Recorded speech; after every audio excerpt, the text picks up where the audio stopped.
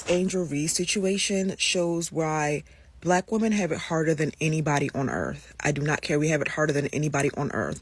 Not only do we have to deal with racism from the world, racism, we have to deal with sexism.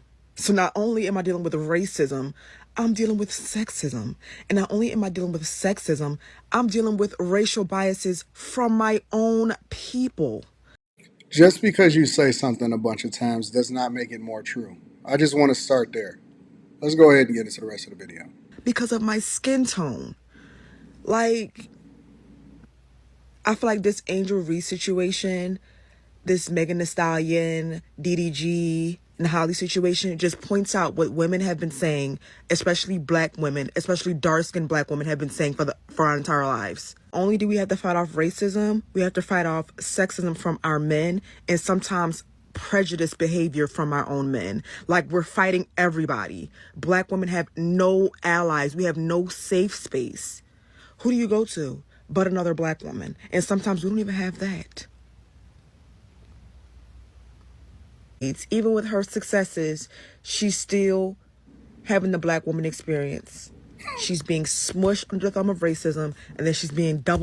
Yo, it's so funny that we look at these women that have been propped up. First of all of them are riding off the coattails of men.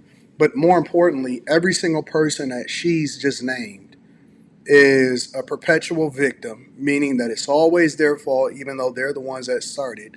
And then on top of that, they're all rich. And every person, most of them, not all of them, 2 out of the 3, actually is putting their man under duress. So, for example, you could take the Meg Thee Stallion situation, in which I don't believe that this woman in any way, shape, or form was shot by Tory Lanez. That's just my personal opinion, especially with the new evidence and the new person, the new people that are coming out and saying it. But yet, she's the one that's crying that she's the victim, while Tory Lanez is rotting in jail and literally got stabbed 14 times by some mysterious inmate. And then you take Halle and DDG, which obviously we see DDG on the ascent, and he's growing. And every time that you see a guy that starts to grow, you can always count on somebody that's in his corner, that's a woman that used to be in his corner, to bring him down. Ditto for Cassie. We know that ain't going to be no responsibility there. And then Angel Reese, this woman is literally benefiting off of Caitlin Clark, that is carrying the WNBA to profitability, in which they've never been profitable on their own. Aside from the fact that they've been riding the coattails of men in order to get to the space that they're in right now. It's amazing how the Victim Olympics continue to perpetuate itself, even in women that have been taken care of in the United States of America through diversity, equity, and inclusion. Conversely, tomorrow I got a video that I'm reacting to, and I always like to give credit to the content creator, regardless of whether I agree with them or not. So the link back to this woman right now will be down in the description of the video. Also, Teach Henley, 40% off your first order, 20% off for life. And then Teach Henley is absolutely the best product, so make sure you get it for the ladies and the fellas. Fellas, don't wait for the ladies to get it for you. It's awesome.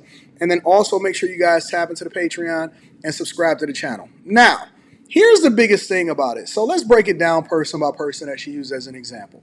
Let's take Angel Reese, right? Dave Portnoy spent an incredible amount of time, and I actually looked at his video and I reacted to it, but he spent an incredible amount of time speaking to the issues that is happening within the community, the basketball community, now that women decide to feminize it with the WNBA, and they still haven't been profitable. But more importantly, if you look at any NBA player, whether they're white or whether they're black, they have always faced overly criticism. I mean, good God. To be Jason Tatum right now is probably one of the worst things ever. To be Paul George right now is one of the worst things ever. I mean, let's go back further. Let's say the Dennis Rodmans, the Ron Artests, even the Michael Jordans and the Kobe Bryants, and the things that they went through as far as the booing fans and all of the hate that they get and stuff like that. Kevin Durant, ditto. LeBron James, you can forget it, bro. When he went over to Miami and he became a part of the Heatles, and they started going off on him in Cleveland, and they burned his jersey and stuff like that. Man, we know women want to get paid the same amount as men. They don't generate as much revenue, but they absolutely can't even handle some booing on the sidelines that then translate into profitability for the WNBA. Crazy. And they look at it as racism. Anytime a person disagrees with you, anytime a person roots against you that don't look like you is racism. And anytime a person that roots against you and they look like you, then well, we know what they are, right? They're a sellout, they all of that type of stuff.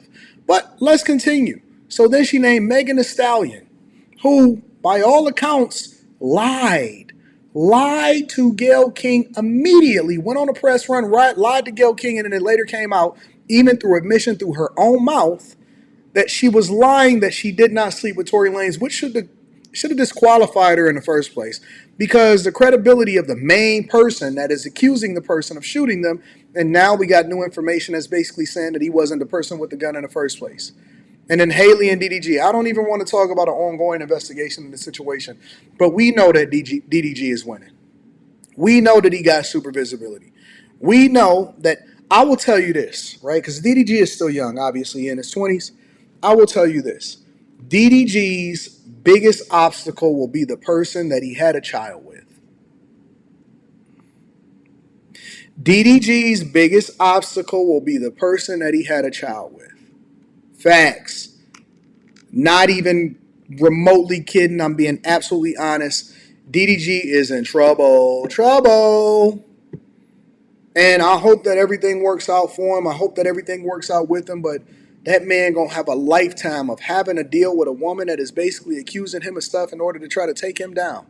And there's countless others that came before him and before them.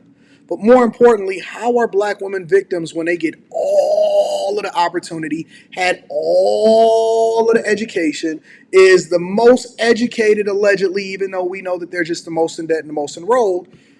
But somehow, some way, as they vote, as the 92%, and they celebrate themselves, I don't even see them say that much. Somehow, some way, they're the victims. I mean, the name of the video is Black Women Absolutely Have It Harder Than Everyone on Earth. If that is not the biggest victim mentality I have ever heard of in my life, I mean, maybe they should go and visit the Congo. Maybe they should go and visit South Sudan. You know what I'm saying? Like, these American women are incredible in their ability to run in the Victim Olympics. But more importantly, y'all, I think that they should let themselves have themselves. When you see them, do not come to their aid, because all they're going to say is, oh my God, he touched me. Oh man, we need to decenter men.